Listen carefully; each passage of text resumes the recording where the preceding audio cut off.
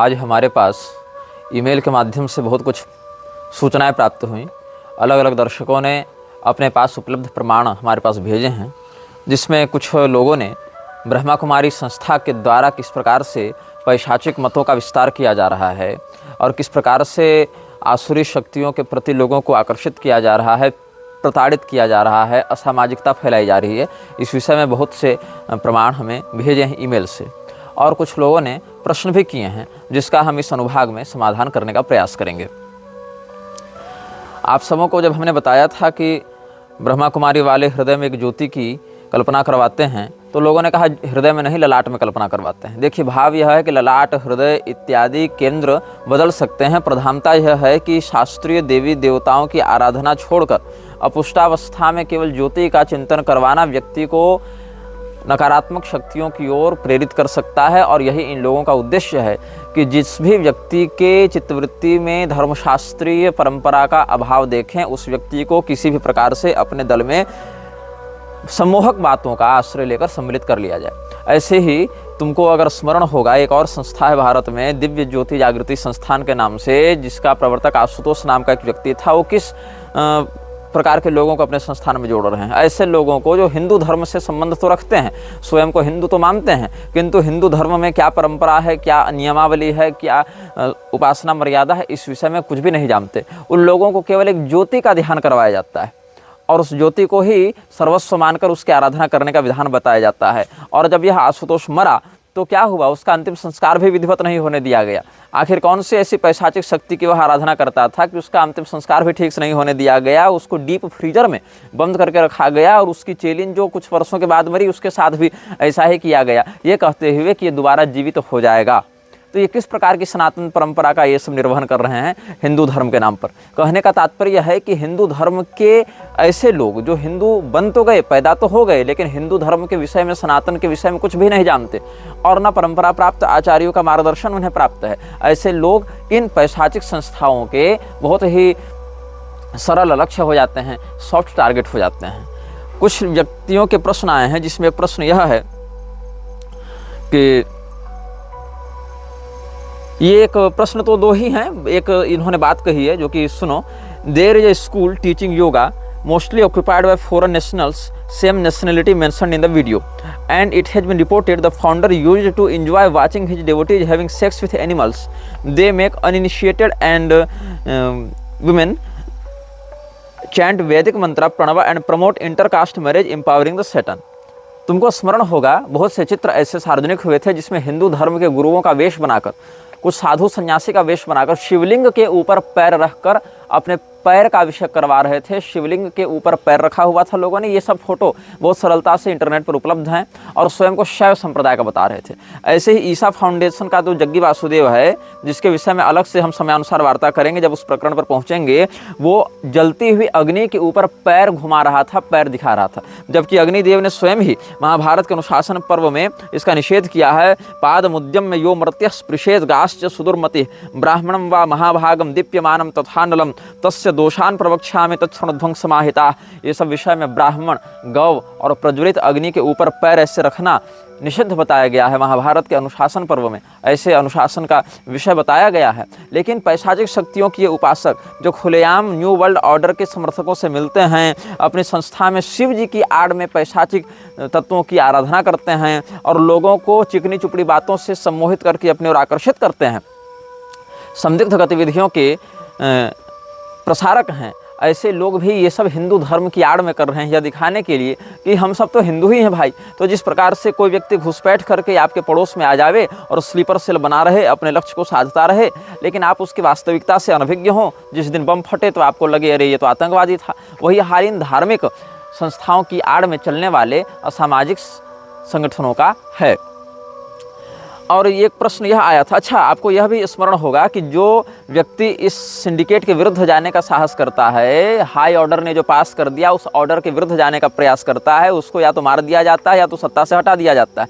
सामान्यतया सत्ता से हटाने में भी इस प्रकार की रीति नीति का प्रयोग किया जाता है कि वह व्यक्ति की जो स्थिति है, उस व्यक्ति की छवि है, वो पुनः वैसे सुदृढ़ न रहे, उसका जनाधार समाप्त हो जाए या शारीरिक रूप से वह इतना असमर्थ हो जाए कि पुनः अपने पराक्रम और अपने प्रभुत्व का प्रयोग करके सत्ता पर स्थित न हो पाए। जैसे जापान के पूर्व प्रधानमंत्री शिंजो आबे का जो विचार है, जो व्यक्तित्व है, वो समाज में एक उदारवादी किंतु परंपरावादी लोकप्रिय नेता के रूप में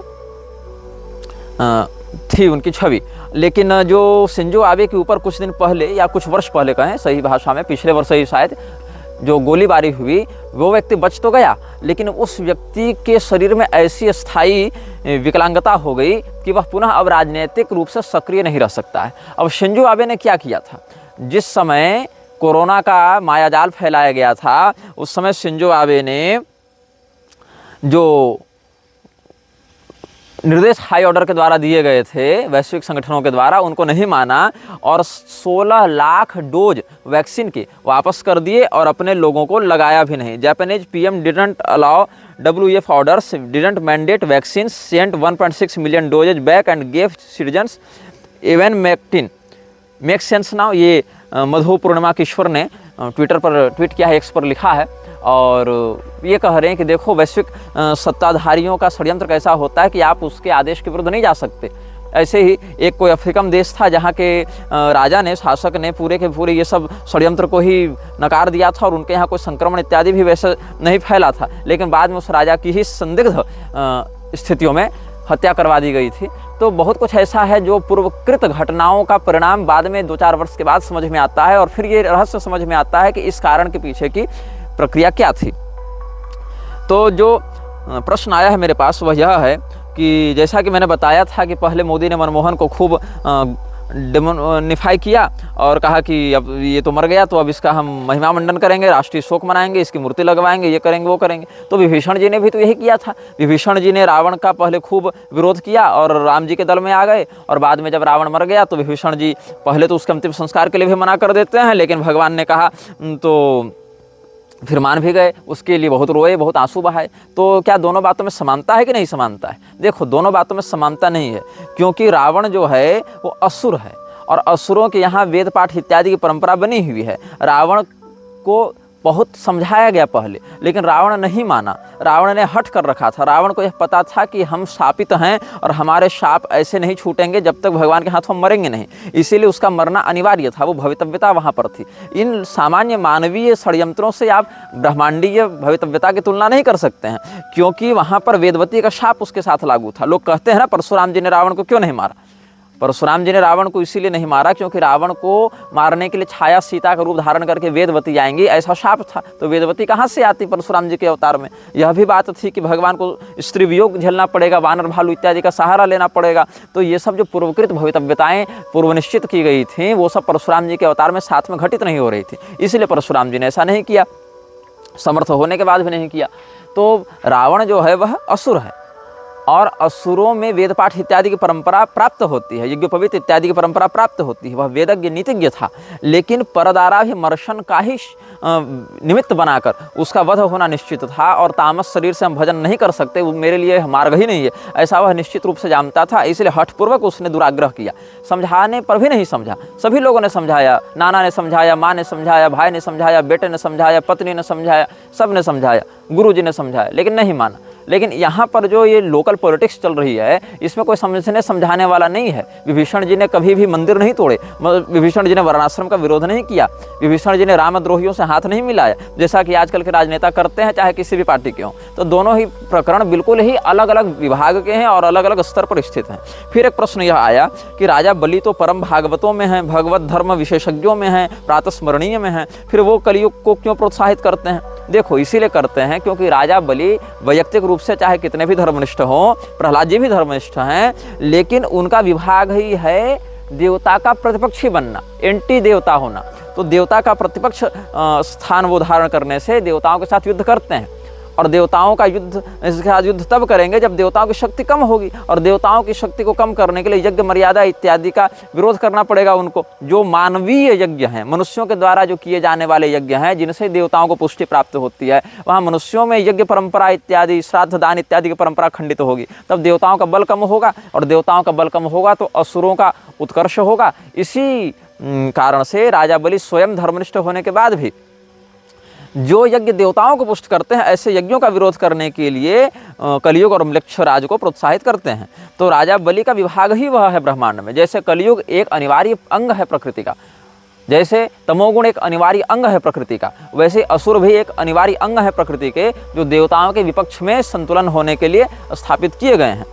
अब कुछ लोग यह कहते हैं कि म्लेच्छ ही असुर है, असुर ही म्लेच्छ है। एक व्यक्ति तो कह रहा था कि भगवान शिव ही म्लेच्छ हैं। ऐसे ऐसे नालायक हमारे वीडियो देखने पहुंच जाते हैं कि खोपड़ी घूम जावे। तो भगवान इंद्र के रूप में राजा बलि जब आएंगे तब उनका विभाग बदल जाएगा, लेकिन अभी जिस विभाग में है वहाँ असुरों का उत्कर्ष कराने के लिए उनको यज्ञ मर्यादा मानवीय सभ्यता के अधिकार सीमा से बाहर करनी पड़ेगी, यज्ञ मर्यादा का विखंडन करना पड़ेगा। इसीलिए राजा बलि व्यक्तिगत रूप से धर्मनिष्ठ होने के बाद भी देवताओं से युद्ध करते हैं। और राजा बलि ही नहीं, उनके पूर्वज प्रहलाद जी का भी युद्ध देवताओं से वर्णित है। देवी भागवत इत्यादि में देखें कैसे उन्होंने देवराज इंद्र पर आक्रमण किया था।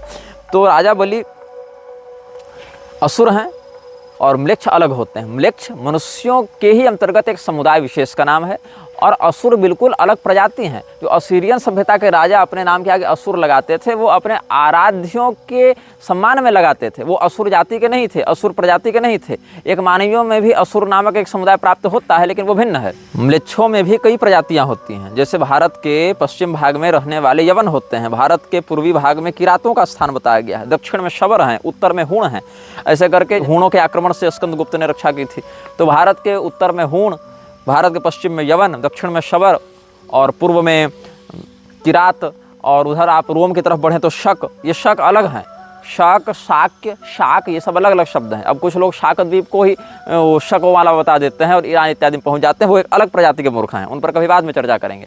जो गुरुंड, तुरुष्क इत्यादि, तुर्क और इंग्लैंड इत्यादि से आए हैं, वो सब भी अलग अलग प्रकार के म्लेच्छ होते हैं। तो म्लेच्छ समुदाय विशेष में भी अलग अलग स्थान है, उनके अलग अलग कबीले हैं। और असुर एक बिल्कुल ही अलग प्रजाति है। सुरों के विरुद्ध जो खड़े हैं वो असुर हैं। असुरों में दैत्य, दानव इत्यादि की गणना होती है, जो काश्यपी सृष्टि के अंतर्गत आते हैं। दिति, दनु, ये सब के वो संततियाँ होती हैं, और वो देवताओं के ही समान दिव्य शक्तियों को, चमत्कारिक शक्तियों को जन्मजात ही धारण करते हैं। ये सब कुछ विशेष परिभाषाएं हैं। तो असुर अलग हैं, म्लेच्छ अलग हैं। असुरों में भी कई प्रकार हैं और म्लेच्छों में भी कई प्रकार हैं। दोनों को एक साथ मिक्स न किया जाए, मिक्स करने से, मिश्रण करने से समस्या होती है। फिर एक व्यक्ति ने कुछ बातें लिखी हैं जो कि प्रासंगिक हैं। हालांकि हम उन विषयों पर बाद में चर्चा करेंगे, लेकिन इन्होंने भेज दिया है तो हम इसको सम्मिलित यहाँ पर करेंगे। और इन्होंने ईमेल के माध्यम से अपनी बात हमें कही थी। कहते हैं कि 2015 में जो सिम लॉन्च हुए हैं उसमें अनलिमिटेड इंटरनेट दिया गया और सिम भी फ्री थी। उसके बाद लोगों ने पॉर्न देखना इंडिया में बहुत प्रारंभ किया। उसी टाइम में बीबी के वाइन्स, कैरी मिनाती और बाकी यूट्यूबर्स ने गालियां देना नॉर्मल किया और इंटरनेट में बहुत फेमस हुए ये सब। 2018 में से वेब सीरीज जैसे मिर्जापुर में गालियां देना और सेक्स सीन्स दिखाना नॉर्मल हुआ, जिसको OTT प्लेटफॉर्म्स पे लाखों लोगों ने देखा। उसी के साथ सॉफ्ट पॉर्न जैसे उल्लू, कुकू, गंदी बात जैसे गालियाँ देने वाली और सॉफ्ट पॉर्न सीन्स लड़ाई झगड़े और खून खराबे के साथ दिखाई गई। इन वेब सीरीज में घरेलू रिश्ते जैसे देवर भाभी, पड़ोसी और पत्नी, पत्नी का पराये मर्द से संबंध बनाना, मामी भांजा, चाचा भतीजी इत्यादि नॉर्मल बातें दिखाई गई। साथ में रितेश अग्रवाल, ओयो के फाउंडर ने ओयो रूम्स लॉन्च किया, जिसमें अनमैरिड कपल्स को सेक्स करना अलाउ किया गया। लड़कियां इंटरनेट से पहले ही बिगड़ गई और हवस में अंधी थीं। ओयो में बिगड़े हुए लड़कों के साथ जाकर शादी से पहले ही संबंध बनाना नॉर्मल हो गया। प्यार करना, जिम्मेदारी संभालना, इसके आगे सेक्स को रखा गया। उसी टाइम अमेरिका में LGBTQ वाली कम्युनिटी को नॉर्मल किया गया और छोटे छोटे बच्चों को गे, लेस्बियन बनाना नॉर्मल बताया गया। उसी के साथ ओनली फैंस भी आया, जिसमें लड़कियों को पैसा कमाने के लिए अपनी नंगी फोटो बेचना और कुछ भी टाइम में करोड़पति बनाना नॉर्मल कर दिया गया। इंडिया में लड़कियां शादी से पहले फिजिकली होकर संबंध बना रही, लड़के पॉर्न और इंस्टा पे लड़कियों की नंगी रील्स देख रहे, मास्टरबेट करते हुए कमजोर हो रहे। इसकी वजह से IVF से बच्चा पैदा करने का बिजनेस भी नॉर्मल हुआ, क्योंकि लड़कों का स्पर्म क्वालिटी खराब होने लगी ज़्यादा हस्तमैथुन से, डॉक्टर्स ने हस्तमैथुन को नॉर्मल बताया। इंटरनेट पर कई ऐसे आपको लेख भी मिल जाएंगे जहाँ इसको नॉर्मल बताया जा रहा है। और IVF सेंटर्स ने खूब पैसा कमाए। वेब सीरीज और यूट्यूब से गलत सेक्सुअल चीज़ों को जैसे कि वाइफ स्वैपिंग और ओपन मैरिज और मैं बोल भी नहीं सकता ऐसी फैंटेसीज को लोगों को बताया गया, उनके दिमाग में डाला गया। और ये सब क्या होता है, आज सिचुएशन ये है कि लड़के जो पढ़ाई करके करियर बना रहे हैं वो डिप्रेशन में जा रहे हैं, ये सोच कर कि उनकी होने वाली बीवी किसी और के साथ संबंध ना बना रही हो। मेरे पास भी ऐसे बहुत से लोग व्यक्तिगत समस्याएं लेकर आते हैं, चाहे स्त्री हो चाहे पुरुष हो। पुरुष तो अधिक ही है उसमें बल्कि।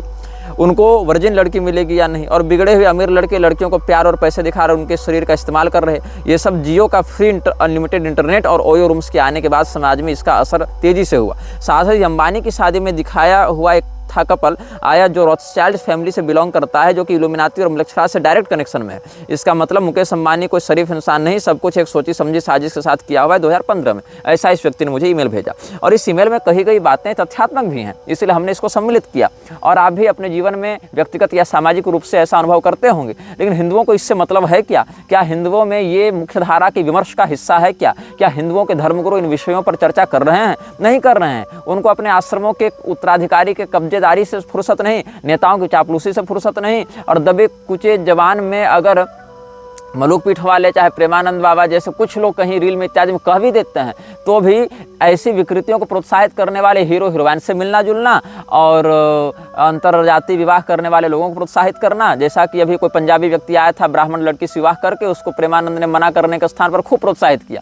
और मलूक पीठ वाले भी जो हैं सो जिन नेताओं ने व्यभिचार की धारा हटाई, उन्हीं नेताओं को आशीर्वाद देते और उनके यशोगान में मंच से प्रशस्तियां गाते हुए दिखते हैं। तो जिन विषयों पर मुख्य धारा में विमर्श होना चाहिए, उन विषयों पर तो एकांत में भी विमर्श नहीं होता है, और इसी के कारण यह जो विकृति मानसिक रूप से बहुत तेजी से हर घर में फैल रही है, उसका भीषण दुष्परिणाम पिछले 15 से 20 सालों में देखने को मिला है। और हिंदू कहाँ लहा लोटा है? तो मीडिया चैनल के इंटरव्यू में स्वयं को विष्णु अवतार बताने वाले IIT बाबा में लहा लोटा है, जो अलग लेवल नशेड़ी चल रहा है। तो किस साध्वी के नितंब कैसे हैं, किस साध्वी का स्तन कैसे हैं, किस साध्वी के नेत्र कैसे हैं, इसकी समीक्षा में सबसे सुंदर साध्वी, सबसे घटिया साध्वी, ये सब दिखाने के चक्कर में लहा लोटा है। अखाड़ा परिषद साध्वियों को अपने आगोश में लेने के लिए अलग मर रहा है। और हिंदू क्या कह रहा है कि अरे 144 साल बाद कुंभ लगा, हम इसी में खुश हैं।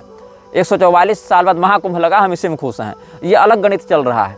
144 साल के बाद ही महाकुंभ लगता है, ऐसा कोई शास्त्रीय प्रमाण हमें या हमारे परिचित किसी मान्य आचार्य को प्राप्त नहीं हुआ है। इसके विषय में भी एक हिसाब हम लोगों ने किया आज, तो यह समझ में आया कि 144 साल में जो महाकुंभ है वो पॉलिटिकल चोंचले के अलावा कुछ नहीं है।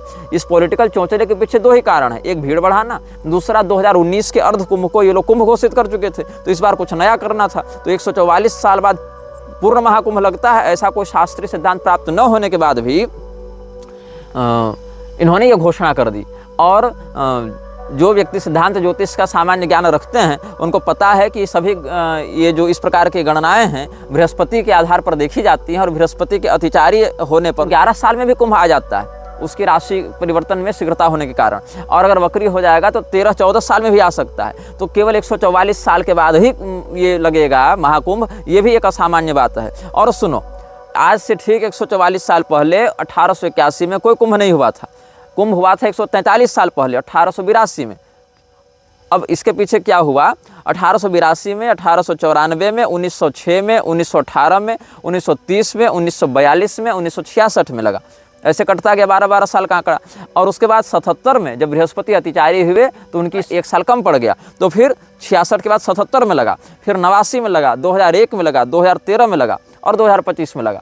तो ये जो है 144 साल में नहीं, 143 साल में लगा। लेकिन ये लोग सीधे सीधे 12 को 12 से गुणा करके वर्ग निकाल दे रहे हैं, 144 कर दे रहे हैं। ये भी कोई शास्त्रीय प्रमाण नहीं है इसका। लेकिन क्यों नहीं है?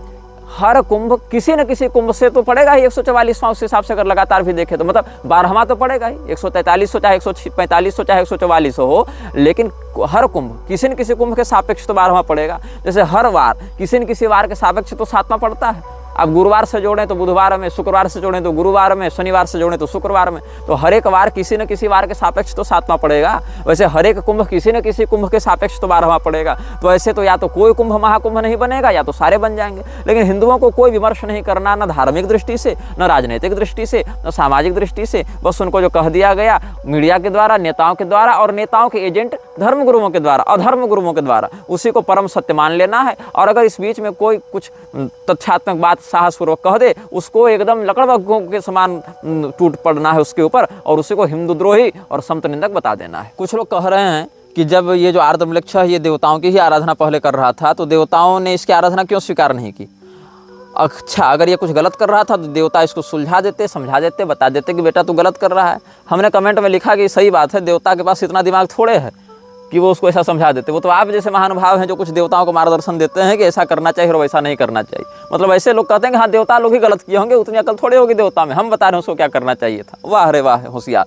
बात ऐसी है, अशास्त्र विहितम घोरम तप्यम ते तपोजना दंभाहंकार संयुक्ता कामराग बलान्विता कर्षयंत शरीरस्थम भूतग्राम मचेतस माम चैवांत शरीरस्थम तान विद्यासुर निश्चयान। आसुरी निश्चय वाले लोग जो तपस्या करते हैं वह दंभाहंकार से संयुक्त होकर अशास्त्र विहित तपस्या होती है, उससे जनोत्पीड़न होता है। जैसे शंभू की इत्यादि की तपस्या थी, वहाँ पर देवता प्रसन्न नहीं होते हैं, वरदान नहीं देते हैं। और जो यक्षे दास्यामि मोदिष्य इत्तज्ञान विमोहिता अनेक चित्त विभ्रांता मोहजाल समावृता प्रसक्ता काम भोगेषु पतंत नरकेषु चौ। यह आसुरी संपदा का वर्णन भगवान श्री कृष्ण ने श्रीमद् भगवद गीता के 16वें और 17वें अध्याय में किया है। इन बातों के विषय में जो शास्त्रीय मत है उसके अर्थ को समझने वाले लोग इस प्रकार का मूर्खतापूर्ण प्रलाप नहीं करते कि देवताओं को ऐसा कर देना चाहिए था, देवताओं को वैसा कर देना चाहिए था। जो हमने बताया था क्रिएटर ऑफ लाइट और चिल्ड्रन ऑफ लाइट, ये सब जो बातें हैं ब्रह्मा कुमारी वाले भी बड़ा प्रचारित करते रहते हैं। और उसी के नियम के अनुसार मृक्षराज का जो अपने अनुयायियों के लिए निर्देश है उसकी हम चर्चा करेंगे। उसमें कहते हैं pursue the calling of your light, chase your passion and live your dreams for the greater light requires this. जो बड़ी ज्योति है, महाज्वाला है, महाज्वाला मतलब प्रधान ज्वाला जो अनाम लक्ष्य की ज्वाला है। अब अनाम लक्ष्य इत्यादि को भी विकिपीडिया में कुछ वर्णित किया गया है और कहीं कहीं यूट्यूब इत्यादि में भी उसके विषय में बताया गया है, लेकिन उसमें बहुत सी बातें हमें प्रामाणिक भी अनुभूत हुई और बहुत सी बातें संदिग्ध भी अनुभूत हुई, क्योंकि उसकी जैसी शक्ति वास्तव में है उतने विस्तृत प्रारूप में उसको नहीं बताया गया है। उसको थोड़ा डिग्रेड करके बताया गया है ताकि लोगों का ध्यान उन विषयों पर न जावे और लोग उसके प्रति गंभीरता से चिंतन न कर सकें। तो जो महाज्वाला का धारक है, जो तमोज्वाला का धारक है, वही सब कुछ का उपभोक्ता है। जैसे भगवान यह कहते हैं ना कि अहम ही सर्वयज्ञानां भोक्ता च प्रभुरेव च। तो असुर इत्यादि क्या करते थे? हिरण्यकशिपु इत्यादि ने क्या किया? स्वयं को ही समस्त यज्ञों का उपभोक्ता बता लिया। महिषासुर ने क्या किया? जितने भी देवता हैं वो उन समों के अधिकार का स्वयं उपभोग करने लगा। शुंभ निशुंभ इत्यादि भी क्या कहते थे? यज्ञ भागान हम सर्वान उपासनामि पृथक पृथक। तो जितने भी उपभोग हैं यज्ञ आहुतियों के, वो सब देवताओं के हाथ से छीन कर स्वयं करने लगता था।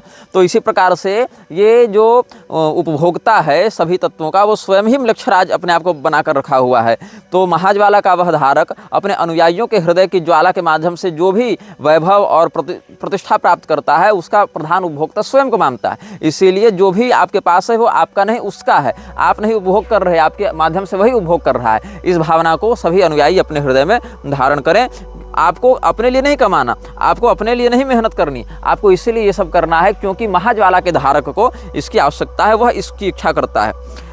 इसके अतिरिक्त आगे का नियम यह कहता है कि कभी भी एक दूसरे के रहस्य लीक मत करो, साझा मत करो। किसी व्यक्ति ने आपको कोई रहस्य बताया तो आप उसको अनधिकारी के सामने प्रकाशित नहीं कर सकते और कभी भी असत्य का व्यवहार नहीं कर सकते। अब कलयुग जो है वो असत्याश्रित ही है, लेकिन आपसी में असत्य का बर्ताव करने से वहीं पर कलयुग हावी होने लगेगा। जैसे आप जहर का व्यापार करते हैं तो जहर आप दूसरे को देते हैं, स्वयं जहर नहीं चाटने लगते। आप गोली बारूद का व्यापार कर रहे हैं तो स्वयं की खोपड़ी में बंदूक नहीं तान कर गोली चला देते हैं। अर्थात जो विनाशक शक्तियां हैं वो भी हमारे ऊपर प्रभाव न डाल सकें, इस चिंतन का आश्रय लेना चाहिए। तो सत्य का और निष्कपट भाव का व्यवहार भी आंतरिक संगठन में ये बर्ताव में रखते हैं ताकि हमारा संगठन जो है वो स्थायी बना रहे। क्योंकि देखिए अधर्म का विस्तार करने के लिए व्यक्ति को स्वयं धर्म का आश्रय लेना पड़ता है, क्योंकि अधर्म में जो 3 अक्षर हैं उसमें 2 अक्षर तो बहुसंख्यक तो धर्म का ही है। इसीलिए जो व्यक्ति दूसरे को क्षति पहुंचाता है वो स्वयं क्षति से बचे रहने के लिए, उसके दुष्प्रभाव से बचे रहने के लिए उस षड्यंत्र को अपने ऊपर हावी नहीं होने देना चाहता। तो मृक्षराज के संगठन में असत्य बोलना और एक दूसरे के रहस्य को लीक करना, अनधिकृत के सामने चर्चा करना भी निषिद्ध है। मृक्षराज की ज्योति जिसके अंदर स्थापित होती है, ऐसे लोग जो रिचुअल्स के माध्यम से उस ज्योति को जगाते रहते हैं, जैसा कि पिछले अनुभागों में हमने इयान लेस्ली के द्वारा टेरेसा का साक्षात्कार लिया गया था उसकी चर्चा की थी। ऐसे सैकड़ों उदाहरण आपको सार्वजनिक सोशल मीडिया इत्यादि में भी प्राप्त हो जाएंगे। और मृक्षराज इन सबको प्रतिबंधित भी नहीं करता है, क्योंकि एक तो बड़ी विशाल जनसंख्या लोगों की ये है जो मानते ही नहीं कि ये सब बातें सच हैं, और कुछ जो जनसंख्या मानने वालों की है वो इतने बिखरे हुए हैं, असंगठित हैं और अपने ही जीवन में इतने उलझे हुए हैं कि एकत्रित होकर युग धर्म के विरुद्ध जाकर मृक्षराज का कुछ बिगाड़ नहीं सकते।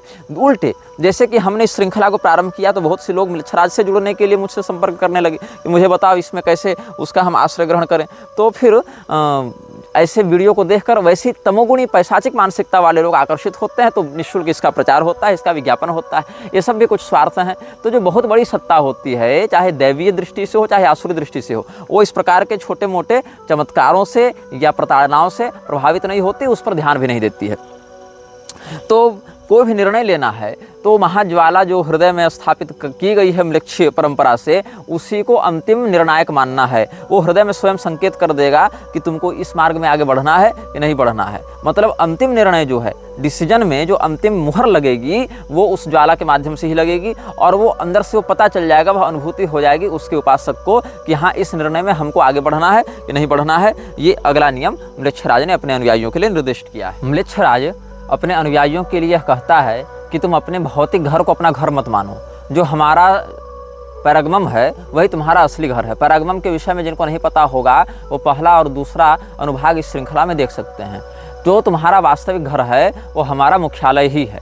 बाहर के जितने घर हैं वो तो बनने बिगड़ने वाले हैं, वो तो हम चाहें तो तुमको आज महल में बैठा दें, चाहे रेगिस्तान में फेंक दें।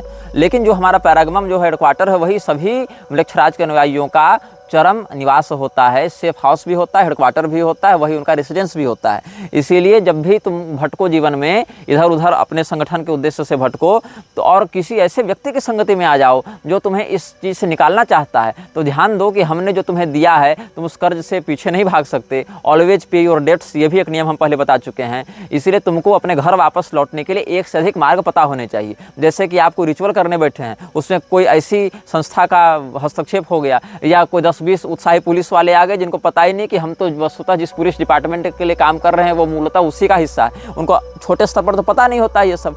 तो जैसे किसी पार्टी के कार्यकर्ता को यह पता नहीं होता कि उसका नेता किस आतंकवादी से मिलकर कहाँ बम फोड़ने वाला है। उसको तो लगता है हम अपने नेता के लिए काम कर रहे हैं, हम अच्छाई के लिए काम कर रहे हैं। तो वैसे किसी पुलिस की रेड पड़ गई अगर कहीं पर, तो वहाँ से उस रिचुअल को भंग किए बिना हम उसके उद्देश्य की पूर्ति करें, इसके अन्य विकल्प भी उसको ज्ञात होने चाहिए। टेरेसा ने अपने इंटरव्यू में क्या बताया था कि उसके साथ बलात्कार करने वाले जो शैतान के उपासक थे, उसके घर में आने जाने वाले लोग बड़े बड़े पुलिस अधिकारी थे, बड़े बड़े न्यायाधीश थे, बड़े बड़े मिनिस्टर्स थे। इसीलिए हम पुलिस के पास नहीं गए क्योंकि कोई लाभ नहीं होता। ये सभी बातें हैं। उसमें कोई कोई ऐसे व्यक्ति इन संगठनों में घुसे हुए होते हैं जिनको पता ही नहीं होता कि हम किस व्यवस्था के लिए काम कर रहे हैं, और वो तो केवल एक 2 वक्त की रोटी कैरियर बनाने के लिए, सैलरी पाने के लिए पढ़ाई लिखा करके वहाँ घुसे हुए हैं। तो बहुत बड़ी जनसंख्या जो वर्कर्स की है, जो सर्विसमैन की है, उनको पता ही नहीं होता कि हम जो रोटी खा रहे हैं, जो काम कर रहे हैं, वो प्रोजेक्ट दरअसल चला कौन रहा है, उसका स्रोत कहाँ से जुड़ा हुआ है।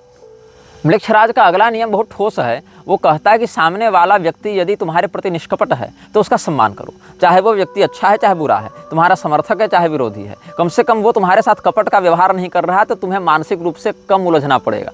उसकी सच्चाई तुमको पता है, चाहे समर्थन में चाहे विरोध में, तो तुमको दिमाग कम लगाना पड़ेगा। उसके रहस्य को समझने के लिए कम परिश्रम करना पड़ेगा। तो तुम्हारे पक्ष में हो चाहे विपक्ष में हो, लेकिन अगर वह व्यक्ति सच्चाई के द्वारा तुम्हारे सामने प्रस्तुत है तो उसका सम्मान किया जाना चाहिए, उसके गुणों का आदर किया जाना चाहिए। हो सकता है कल तुम्हारे अच्छे व्यवहार से प्रभावित होकर वो तुम्हारा साथी बन जावे, हो सकता है तुम्हारा अनुयायी बन जावे।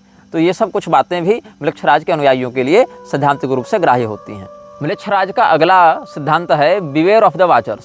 कोई भी ऐसा व्यक्ति नहीं है म्लेच्छराज के संगठन में जिसके ऊपर नज़र रखने वाला कोई दूसरा व्यक्ति न हो। चाहे वह नज़र रखने वाला स्वयं म्लेच्छराज है, चाहे उसके द्वारा नियुक्त किया गया कोई गुप्तचर है। डिज्नीलैंड के रहस्यों को जब हम खोलेंगे तब वहाँ पर हम इन वाचर्स के विषय में विशेष करके बताएंगे। लेकिन अभी के लिए इतना समझ लीजिए, आपकी कोई भी गतिविधि, आपका कोई भी क्रियाकलाप म्लेच्छराज के संज्ञान के बिना नहीं संभव है। चाहे वो मोबाइल के माध्यम से हो, तकनीक के माध्यम से हो, सैटेलाइट के माध्यम से हो, मानसिक तरंगों के माध्यम से हो, आंतरिक ज्वाला के माध्यम से हो, या गुप्तचरों के माध्यम से हो, वो आप पर नज़र रखे हुए हैं। जैसे इस ब्रह्मांड में दैवीय संपदा के 9 गुप्तचर होते हैं ना, सूर्य सोमो यमः कालो महाभूतानि पंचच, वैसे ही अलग अलग तत्वों में आसुरी संपदा का संक्रमण करके म्लेच्छराज भी वाचर्स नियुक्त करता है, जो तकनीक, संस्कार, मंत्र इत्यादि के माध्यम से अपने अनुयायियों की गतिविधियों और चित्तवृत्तियों पर भी नज़र रखते हैं। तो इसीलिए उनसे सावधान रहना चाहिए। ये नहीं सोचना चाहिए कि हम म्लेच्छराज के अनुयायी हो गए तो मनमौजी करने लगे। जो लोग सोचते होंगे कि हम पहले उसके संगठन में जाते हैं, घुसपैठ करके उसका तख्ता पलट कर देंगे, वो इन वाचर्स के विषय में नहीं जानते कि ये वाचर्स क्या हैं। और मार्वल मैथोलॉजिकल यूनिवर्स में भी या सिनेमैटिक यूनिवर्स में भी वाचर नाम का एक किरदार इंट्रोड्यूस किया गया था, और वो भी ब्रह्मांड में बैठकर सब कुछ देखता है लेकिन कुछ हस्तक्षेप नहीं करता है। ये वाचर्स हस्तक्षेप नहीं करते, ये वाचर्स केवल देखते हैं, उसकी गतिविधियां बताते हैं, और फिर यह म्लेच्छराज के माध्यम से निर्गत किया जाता है आदेश कि आगे उस व्यक्ति को रखना है कि मिटाना है कि क्या करना है। म्लेच्छराज के संगठन में सफाई नहीं होती है। सफाई से तात्पर्य है आप किसी चीज़ को एक्सप्लेन नहीं करते, एक्सक्यूज नहीं देते हैं, आपने ऐसा क्यों किया। या तो आप काम करेंगे सही तरीके से या गलत तरीके से। यदि आप सही तरीके से काम करते हैं और आपको यह पता है कि हमने जो किया सही किया, तो चाहे कितने भी लोग आपका विरोध करें, आप उस काम के श्रेय से या उस काम के शैली से पीछे नहीं हटेंगे, आप डटे रहेंगे कि हाँ ये ठीक है। और अगर आपने वो काम ठीक से नहीं किया है तो आप तुरंत क्षमा मांगेंगे, अपोलॉजी करेंगे, अपोलॉजी की डिमांड करेंगे। वहाँ एक्सक्यूज नहीं होता है कि अरे हम तो ऐसा चाहते तो ऐसा हो गया, वैसा नहीं। अपोलॉजी और एक्सक्यूजेज वहाँ पर मान्य नहीं होते हैं। आप या तो उसको सकारात्मक रूप से दृढ़तापूर्वक स्वीकार करेंगे या फिर तत्काल वहाँ पर बिना किसी बहस के क्षमा मांगेंगे। एक्सक्यूज में समय नष्ट करना निषिद्ध होता है। म्लेच्छराज अपने अनुयायियों के लिए संगति का नियम बहुत कठोरता से निर्धारित करता है। किस व्यक्ति की संगति में आप रहेंगे इसको बहुत सूक्ष्मता से समझता है। संगति व्यक्ति के चित्तवृत्ति पर बहुत गंभीर प्रभाव डालती है। संगति से प्राप्त होने वाले ज्ञान, अनुभव और संपदाएं आपके जीवन में एक बहुत बड़ा हिस्सा रखती हैं, जिसमें 25% तक सम्मिलित हो सकता है।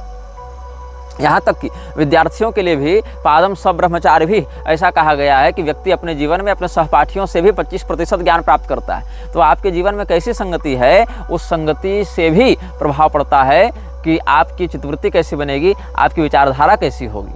यही कारण है कि काम शास्त्रीय ग्रंथों का जब आप अध्ययन करेंगे, ईश्वर कृपा से हमने 12 विध काम शास्त्र का अध्ययन किया है, उसमें एक प्रकरण यह भी प्राप्त होता है कि व्यक्ति को अपनी पत्नी की संगति पर बहुत ध्यान से दृष्टि रखनी चाहिए और दुष्चरित्रा स्त्रियों से उसकी रक्षा करनी चाहिए, क्योंकि सच्चरित्रवती स्त्री भी दुष्चरित्रा स्त्रियों की संगति में जाकर बिगड़ जाती है। और म्लेच्छराज अपने अनुयायियों को अपने विचारधारा के विरोधी लोगों की संगति से बचाने का प्रयास करता है, ताकि कहीं वो इस लक्ष्य से, इस सिद्धांत से भटक कर म्लेच्छराज के लिए खतरे की घंटी न बजाने लगें। इसीलिए म्लेच्छराज उन लोगों के साथ दीर्घकालिक संबंध स्थापित करने से प्रतिबंधित करता है अपने अनुयायियों को जो म्लेच्छराज के सिद्धांत के समर्थक नहीं हैं या सांस्कारिक रूप से म्लेच्छराज की सत्ता के विरुद्ध खड़ा होने का पोटेंशियल रखते हैं या वैसी प्रतिभा रखते हैं। म्लेच्छराज एक और नियम पर जोर देता है जिसमें अपनी पत्नी का सम्मान करने की बात कही गई है। बाकी स्त्रियों का सम्मान करने की बात नहीं कही गई है, क्योंकि वहाँ तो व्यभिचार फैलाना है, वहाँ तो बलात्कार करना है, वहाँ तो भ्रूण हत्या करनी है, वहाँ तो तरह तरह के यौन रोगों को प्रसारित करना है। लेकिन अपनी पत्नी का सम्मान करने की बात इसीलिए कही गई है क्योंकि व्यक्ति दाम्पत्य जीवन में जितना अधिक सुलझा हुआ रहेगा, म्लेच्छराज का अनुयायी, केवल अनुयायी मतलब छोटे स्तर का अनुयायी नहीं, टॉप मोस्ट लेवल के अनुयायी, छोटे मोटे अनुयायी नहीं होते, छोटे मोटे गुलाम होते हैं। गुलाम के पास चॉइस नहीं होता है। गुलाम को केवल एक अवैतनिक मजदूर माना जाता है जिसको कोई लाभ प्राप्त नहीं होना है। अनुयायी को तो लाभ भी प्राप्त हो रहा है किसी माध्यम से कि चलो गाड़ी है, बंगला है, प्रतिष्ठा है, पैसा है, पावर है, प्रभुत्व है, सब है, लेकिन गुलाम को वो सब प्राप्त नहीं होता है। तो छोटे मोटे स्तर के तो गुलाम होते हैं, वो तो इसी चक्की में पीसे जाएंगे। जो बड़े बड़े स्तर के रिचुअलिस्टिक्स हैं, कल्ट लीडर्स हैं, तो कल्ट लीडर्स के लिए ये बात होती है कि वो अपनी पत्नी का सम्मान करेंगे, क्योंकि वेसल ऑफ लाइट माना गया है स्त्री को। म्लेच्छराज के यहाँ वेसल ऑफ लाइट मतलब प्रकाश को उत्पन्न करने वाला वो पात्र है, वो एक नए बच्चे को जन्म दे रहा है, और जितने बच्चे जन्म लेंगे उनके अंदर जो ज्वाला प्रतिष्ठापित की जाएगी वो बच्चे ही म्लेच्छराज की झंडे को आगे बढ़ाने में सहयोगी होंगे। इसीलिए अपनी पत्नी का तिरस्कार मत करो, क्योंकि अगर अपनी पत्नी का तिरस्कार करोगे, स्त्री का क्रोध झेलना पड़ेगा, मानसिक तनाव में रहोगे, तो म्लेच्छराज के रहस्यों को संभाल नहीं पाओगे, उसके अभियान में पूर्ण उत्पादक क्षमता के साथ तुम काम नहीं कर पाओगे। म्लेच्छराज कहता है कि प्रत्येक व्यक्ति के दो चेहरे होते हैं, एक एकांत में, एक समाज में। और म्लेच्छराज के अनुयायी समाज में जिस भी व्यक्ति से मिले उसके दोनों चेहरों से अवगत हों, दोनों व्यक्तित्वों से अवगत हों। मतलब ये नहीं कि आपके सामने कौन क्या कह रहा है, ये नहीं कि आपके सामने कौन किस रूप में प्रस्तुत है, अपितु यह कि पीठ पीछे उसकी वास्तविकता क्या है, आपसे मिलने के अलावा जो उसका जीवन है, जो उसका विचार है, जो उसकी कार्यशैली है, उसमें उसका वास्तविक रूप क्या है, उसकी वास्तविक पहचान क्या है। इससे क्या होता है, भविष्य में होने वाले विश्वासघात और संकटों से आप बच सकते हैं और भविष्य में किसी भी प्रकार के खतरे को आने से पहले ही अधिकाधिक रूप में आप टाल सकते हैं। इसीलिए दो चेहरे, दो नाम हर व्यक्ति के होते हैं और आपको इन दोनों के विषय में असंदिग्ध रूप से ज्ञात होना चाहिए। किसी अज्ञात व्यक्ति से मिलने के समय भी आप उससे ऐसी निर्भयता और आत्मविश्वास के साथ मिलेंगे जैसे आप उसको पूरी ज़िंदगी से जान रहे हो, पूरे जीवन भर आप उसको जानते हो, बचपन से जान रहे हो। और म्लेच्छराज के अनुयायी अपने जीवन में अपने आत्मविश्वास के ही कारण या आत्मविश्वास के प्रदर्शन के कारण ही लोगों के चित्तवृत्ति में अपने व्यक्तित्व की छाप छोड़ने में सफल हो जाते हैं। First impression is the last impression, ये भी एक कहावत चलती है। देखो, first impression is the last impression एक बहुत बड़ा छलावा है, क्योंकि कोई भी व्यक्ति जो पहले मुलाकात में आपको प्रभावित करने के लिए परिश्रम कर रहा है, वो कहीं ना कहीं अपने वास्तविक रूप को छिपाने का प्रयास कर रहा है। जो व्यक्ति सच्चा होता है वो पहले मुलाकात में प्रभावित नहीं करता, धीरे धीरे आप उसको जानेंगे, समझेंगे, उसकी अच्छाई और बुराई की समीक्षा करेंगे, तब उसके व्यक्तित्व के विषय में बातें खुलकर सामने आएंगी। पहली मुलाकात में जो परिस्थिति बनी, जिस प्रकार की मनोवृत्ति थी, जिस प्रकार के गुणावगुण का चिंतन किया गया, वो चिरस्थायी नहीं होता है, उसमें आप एक दूसरे के विषय में जानते नहीं होते हैं। तो पहले मुलाकात में जो प्रभावित करने का प्रयास करता है उस व्यक्ति से सावधान रहिएगा। जो सहज रहता है वही व्यक्ति अधिकाधिक सच्चा होने के लिए योग्य होता है, उसमें उसकी संभावना अधिक होती है। लेकिन वृक्षराज के अनुयायी पहली मुलाकात में व्यक्ति को ऐसे दिखाने का प्रयास करते हैं जैसे कितने आत्मीय हैं, कितने अभिन्न हैं और कितने वर्षों से उसको बहुत निकटता से जान रहे हैं। वृक्षराज के अनुयायियों के लिए देर से उठना और जल्दी सोना निषिद्ध होता है। जो कल्ट लीडर्स होते हैं, जो रिचुअल कमांडर्स होते हैं इन लोगों के, वो सूर्योदय से पहले उठेंगे, यह अनिवार्य नियम है, और आधी रात के बाद ही सोएंगे, यह अनिवार्य नियम है। वो 4 से 5 घंटे ही नींद ले सकते हैं, इससे अधिक नींद नहीं ले सकते हैं। और सूर्योदय से पहले उठना तो अच्छी बात है, लेकिन देर रात तक जगना अच्छी बात नहीं है। देर रात तक जगकर उस ज्वाला को प्रोत्साहित करते हैं और प्रातःकाल सुबह जल्दी उठकर अपने ऊपर हावी होने वाली नकारात्मकता जो उनके अभियान में विखंडन उत्पन्न कर सकती है, उससे ये लोग बचते हैं। तो वृक्षराज के लगभग बड़े अनुयायी जो कल्ट लीडर्स होते हैं वो अधिक से अधिक 4 घंटे 5 घंटे की ही नींद लेंगे। उससे अधिक नींद लेने से वृक्षराज की जो ज्वाला है उनके अंदर वो धीरे धीरे कम होने लगती है, बुझने लगती है। प्रभाते तारका इव, जैसे सूर्योदय होने के बाद तारे टिमटिमाने बंद हो जाते हैं, मतलब दिखने बंद हो जाते हैं, वैसे ही अधिक सोने से वृक्षराज की ज्योति क्षीण होने लगती है। अब इसका अर्थ ये नहीं कि जो व्यक्ति वृक्षराज से बचना चाहता है वो 12-12 घंटा सोया करे, ऐसा नहीं है। जो उसके ज्वाला के धारक होते हैं वो देर रात तक जगेंगे, अनिवार्य नियम होता है। वो सुबह जल्दी उठेंगे लेकिन रात को देर से सोएंगे, ये उनके लिए एक महत्वपूर्ण नियम बताया गया है। विशेषज्ञता आपका विकल्प नहीं होना चाहिए, आपकी पहचान होनी चाहिए। एक्सीलेंस किसी भी चीज़ में वो आपकी आदत बन जानी चाहिए। और अगर आप किसी चीज़ में असफल होते हैं, फेल होते हैं, तो उस असफलता को अपने चिंतन पर, व्यक्तित्व पर हावी नहीं होने देना है, क्योंकि वृक्षराज के लिए ये संसार भी एक क्रीड़ा भूमि के ही समान हो गया है, जहाँ वो इच्छानुसार किसी को बढ़ा देता है, किसी को घटा देता है। जैसे ही आपको वीडियो गेम इत्यादि खेलें, उस वीडियो गेम में किसी को मार दिया आपने, किसी को बचा दिया, कहीं किसी की गाड़ी चुरा ली, कहीं किसी की हत्या कर दी, कहीं टैक्सी ड्राइवर बन गए, कहीं पुलिस वाले बन गए। वैसे ही ये दुनिया को एक वीडियो गेम की तरह ये नचाता है, खेलता है इसके साथ और तमाशा बनाकर रखता है पूरे संसार का। तो यदि आप किसी चीज़ में असफल हो जाते हैं तो भी उस असफलता से उत्पन्न होने वाली नकारात्मक भावना को अपने व्यक्तित्व के ऊपर हावी नहीं होने देना है, क्योंकि अगर आपकी वह ऊर्जा वहाँ खंडित होगी तो भविष्य में आप वृक्षराज के किसी काम नहीं आ सकते हैं। और वृक्षराज के लिए ही आप समस्त संपदाओं का अर्जन कर रहे हैं, क्योंकि चरम उपभोक्ता वही है, ऐसा हम पहले के नियमों में स्पष्ट कर चुके हैं। वृक्षराज के अनुयायी जब किसी व्यक्ति से मिलते हैं तो उनके लिए यह नियम है कि उसकी हाथों को मजबूती से पकड़ कर हिलाओ और उसकी आंखों में गहराई से देखो। वस्तुतः ये व्यक्ति जो हाथ मिला रहा है और गहराई से ग्रिप बनाकर हैंड शेक कर रहा है और आंखों से आंखों में जो कांटेक्ट बना रहा है, ऐसा लगता है कि ये व्यक्ति अपने प्रभाव को दिखा रहा है, लेकिन नहीं।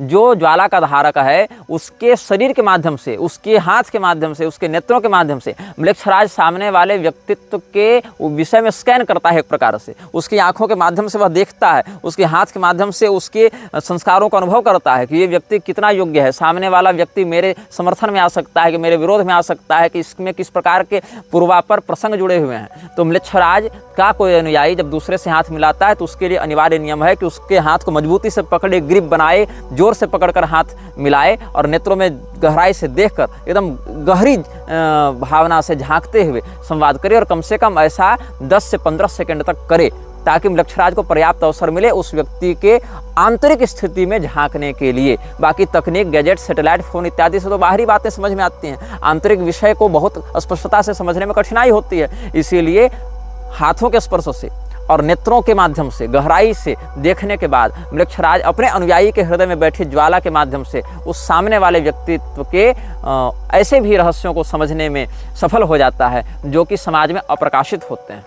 वृक्षराज के अनुयायियों के लिए बहस करना सामाजिक दृष्टि से निषिद्ध बताया गया है। अगर किसी बात से आप असहमत हैं तो वृक्षराज के अनुयायी बहुधा बहस नहीं करते हैं, क्योंकि उनको पता है कि इस व्यक्ति का स्तर हो सकता है हमारे स्तर के सामने कुछ नहीं हो, इसीलिए वो जल्दी स्वीकार कर लेते हैं किसी बात को कि हाँ ठीक है, जो तुम कह रहे हो वही सही है। क्योंकि बहुत आप ऐसा भी नोटिस किए होंगे, जितने भी सीरियल किलर्स हैं वो अपने दूसरे रूप में हत्यारे अवश्य होते हैं, ये सामाजिक रूप से बड़े शांत, मुस्कुराते हुए, खुशमिजाज, प्रोडक्टिव ऐसा दिखते हैं। आप इसमें कई सारे सीरियल किलर्स की डॉक्यूमेंट्री देख सकते हैं, इंटरव्यू देख सकते हैं, या उनके विषय में रिपोर्ट्स देख सकते हैं, जहां एक और उसने 50 लोगों की निर्मम हत्या की हो, बहुत दुर्दांत रूप से हत्या की हो। लेकिन जब उसके पड़ोसियों से पूछा गया तो कहा गया अरे बड़ा शांत व्यक्ति था, बड़ा हंसमुख था, बड़ा सोशली एक्टिव था और बहुत प्रोडक्टिव तरीके से जीवन जीता था। तो बहस नहीं करते लोग, ओके ठीक है, आप जो कह रहे हैं वही सही है, हम आपके व्यू का सम्मान करते हैं, आपके पर्सपेक्टिव का सम्मान करते हैं, ऐसा कह के वो निकल जाते हैं, ताकि वो उनके अंदर की जो कुंठा है, जो भड़ास है, वो सामने वाले के सामने व्यक्त न हो जाए और उनको उस नियम का पालन करने में सुविधा हो जहां अपने इमोशंस को सामाजिक रूप से कंट्रोल करने की बात कही गई है। म्लेच्छराज का अनुयायी बनने का यह अर्थ नहीं है कि आप रिजेक्शन से डरें। समाज में बहुत बातों में आपको नकारा जाएगा, लोग आपको तिरस्कार की दृष्टि से देखेंगे ही, पिशाचों के अनुयायी हैं। लेकिन ये समझना नहीं है कि कोई आपको रिजेक्ट कर रहा है तो आप डिफीट को भी आप प्राप्त कर रहे हैं। मतलब आप रिजेक्शन इज नॉट डिफीट, ये कहने का अर्थ है मेरा। कहीं पर आप नकारे गए, इसका अर्थ ये नहीं कि वहीं पर आप हार गए, क्योंकि जिस व्यक्ति ने आपको नकारा है उस व्यक्ति के जीवन को नष्ट करने के लिए आपका मालिक बैठा हुआ है। तो सबका मालिक एक, वही म्लेच्छराज। तो जहाँ पर आपको नकारा गया, आपका तिरस्कार किया गया, आपके विचारों को प्रस्तावना में नहीं रखा गया, प्रोत्साहित नहीं किया गया, उनको समादृत नहीं किया गया, वहाँ पर भी ये नहीं सोचना है कि हम हार गए, क्योंकि आपका जो ज्वालाधारक है वो उस व्यक्ति को सांस्कृतिक, पारिवारिक, शारीरिक, स्वास्थ्य, पैसा, अर्थव्यवस्था सब प्रकार से नष्ट करने के लिए तैयार है और वो आपका शिकार है, आपका गुलाम है, ऐसा समझना चाहिए। जाल फेंकने के बाद अगर 10 मछलियां पकड़ी गई और एक मछली छूटकर भाग गई तो उससे आपकी हार नहीं होती है, वो मछली आज न कल आपकी गिरफ्त में ये न के न प्रकार आएगी, ऐसा समझकर उस तात्कालिक हार से या रिजेक्शन से निराश नहीं होना है। ये म्लेच्छराज के अनुयायियों के लिए अगला नियम है। म्लेच्छराज के अनुयायी अनुमान नहीं लगा सकते, अनुमान का निषेध। उनको अगर कोई काम करना है तो उसमें श्योरिटी होनी चाहिए। एक कहावत है म्लेच्छराज के अनुयायियों के मध्य, एजम्पशन क्या है, एज्यूम करना क्या है, एज्यूम की स्पेलिंग क्या है, ASSUME। तो एज्यूम करना क्या होता है, एस मतलब गधा भी होता है इंग्लिश में, जो सभ्य शब्दावली उसमें, तो ASSUME, तो making an ass out of you and मी, ये एजम्पशन के लिए कहा जाता है। म्लेच्छराज के अनुयायियों के मध्य एक प्रसिद्ध कहावत है, एजम्पशन, एज्यूम कौन करता है, तुम्हें और मुझे मूर्ख बनाने की प्रवृत्ति ही एजम्पशन है, यू एंड मी, वहाँ यू एक अक्षर है, तो making an ass out of you and me is to assume a thing. तो एजम्पशन करना निषिद्ध होता है। म्लेच्छराज के संगठन में विशेष करके उसके 15 विभागों में एक जो इल्यूमिनाती है उसमें इस नियम का विशेष करके ध्यान रखा जाता है। ऐसे ये नियम बहुतों के लिए लागू होते हैं, कहीं कहीं कुछ छूट है नियमों के आधार पर, कहीं 48 नियम है, कहीं 66 नियम है, कहीं 60 नियम है अलग अलग विभागों के लिए। लेकिन इल्यूमिनाती में इस नियम की विशेष प्रधानता है, अजम्पशन का निषेध, अनुमान का निषेध, डिनायल ऑफ अजम्पशन। वहाँ पर यह कहा जाता है कि अगर पूरा संसार किसी विषय में 10 प्रकार का अजम्पशन कर रहा है और 11वें निर्णय पर पहुंच रहा है तो हम 11वें निर्णय को भी छांटकर 12 बार उसकी समीक्षा करेंगे और उसके बाद हम निर्णय पर पहुंचेंगे। क्यों? We are wise of the wisest. जितने भी लोग बुद्धिमान हैं उनमें जो सर्वोत्तम बुद्धिमान है उससे भी एक सीढ़ी हम ऊपर हैं। यही नियम है म्लेच्छराज का, वो इल्यूमिनाती में विशेष करके प्रभावी रूप से देखने को मिलता है। म्लेच्छराज के अनुयायियों के लिए 2 शब्द का प्रयोग करना निषिद्ध है। एक, मैं आपको सच्ची बात बताता हूँ, ये नहीं कहा जा सकता है, क्योंकि जब आप ये कहते हैं कि मैं आपको सच्ची बात बताता हूँ तो कहीं न कहीं आप अपनी ये छवि बना रहे हैं कि आप गलत बात भी बता सकते हैं या आप में झूठ बोलने की प्रवृत्ति भी है, या आई will be very honest with you, ऐसा नहीं कर सकते हैं आप। आपस में सामाजिक रूप से मूर्ख बनाने के लिए तो छल कपट है ही, क्योंकि वहाँ स्पष्ट कहा गया है कि कब आपको अपनी हार को स्वीकार करना है, कहाँ से पीछे भागना है, इसको भी आपको समझना पड़ेगा, जो भाग दूसरे में हम आपको बताए थे। तो म्लेच्छराज के अनुयायियों के लिए I am being honest with you या let me tell you the truth और I will be honest with you, इस प्रकार से शब्दों का प्रयोग करना निषिद्ध होता है, क्योंकि इससे आपकी छवि ऐसी बनती है कि आप झूठ बोलते हैं लेकिन यहाँ पर आप सच बोलेंगे। इससे भविष्य में होने वाली बातें उतनी प्रामाणिक नहीं मानी जाएंगी, आपकी उन बातों के प्रति समाज की उतनी श्रद्धा नहीं रहेगी। इसलिए जो बोलना है सीधे बोलना है, एक स्पष्टता से बोलना है कि हाँ ये है, ऐसे ही है, तुम मानो चाहे मत मानो, जो है ऐसा ही है, चाहे झूठ ही क्यों ना बोलो, लेकिन ये बताकर मत बोलो कि हम सच बोल रहे हैं, क्योंकि मैं सच बोल रहा हूँ। ऐसा कथन कहने से म्लेच्छराज को ऐसा लगता है कि समाज ऐसा मानेगा कि ये व्यक्ति सामान्यतः झूठ ही बोलता है, लेकिन यहाँ पर परिस्थितिक रूप से सच बोल रहा है, या फिर हो सकता है ये झूठ बोल रहा हो, लेकिन हम इसकी बात का विश्वास कर लें, इसलिए बार बार कह रहा है कि मैं आपसे सच बोलूँगा, मैं आपसे झूठ नहीं बोलूँगा, let me be honest with you, या let's have some real talks, इस प्रकार से कह रहा है। म्लेच्छराज के अनुयायियों के लिए जो अंतिम नियम है, 60वां नियम है, वह यह कहता है आपके 2 घर होते हैं। एक घर पैरगमम है, दूसरा घर वह है जहाँ आप अपने परिवार के साथ, समाज के साथ रहते हैं। यदि आपके परिवार वाले म्लेच्छराज के अनुयायी हैं तब तो ठीक है, और नहीं है तो आपका हाल वही टेरेसा जैसा होगा कि उसकी सगी दादी उसका बलात्कार करवाती थी और उसके जन्मे बच्चे को उसी को खिलाती थी। तो 2 घर हैं आपके, एक तो पैरगमम जो उसका वास्तविक हेडक्वार्टर है, उसकी उपलक्षण संज्ञा है पैरगमम, और दूसरा जो आपका सामाजिक घर है, जो पहचान वाला घर है, प्रसिद्ध घर है। तो आपको अपने वास्तविक घर के रूप में इसी को, म्लेच्छराज के ही घर को मानना है और अपने सामाजिक घर को दूसरा घर मानना है। तो you should take care of your first house before your second, ये नियम है, अंतिम नियम। आप अपने प्राथमिक जो वास्तविक घर है उसकी देखभाल पहले करेंगे, दूसरे घर की देखभाल बाद में करेंगे। मतलब आपके समस्त गतिविधि, क्रियाकलाप, परिश्रम से आपका जो ये पैरगमम वाला जो मुख्यालय है वो पुष्ट होना चाहिए, सामाजिक जो घर है उसकी पुष्टि हो चाहे न हो। इसीलिए दूसरे घर का ध्यान रखने से पहले आपको अपने वास्तविक प्रथम घर का, ज्वालागृह का ध्यान रखना अनिवार्य है। इस प्रकार हमने अनेक अनुभागों में म्लेच्छराज के प्रधान 60 नियमों पर संक्षेपतः चर्चा की है। अगले अनुभागों में हम आपको म्लेच्छराज की युद्ध नीति के विषय में कुछ संकेत करेंगे जो कतिपय अनुभागों तक चलेगा। यह वीडियो जल्द ही हटा दिया जा सकता है। कृपया थर्ड पार्टी ऐप्स का उपयोग करके डाउनलोड करें। आप इस वीडियो को अपने चैनल पर फिर से अपलोड भी कर सकते हैं।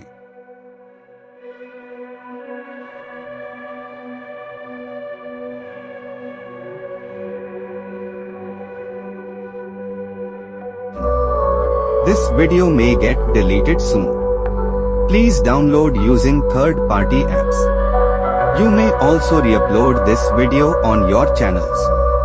Thank you.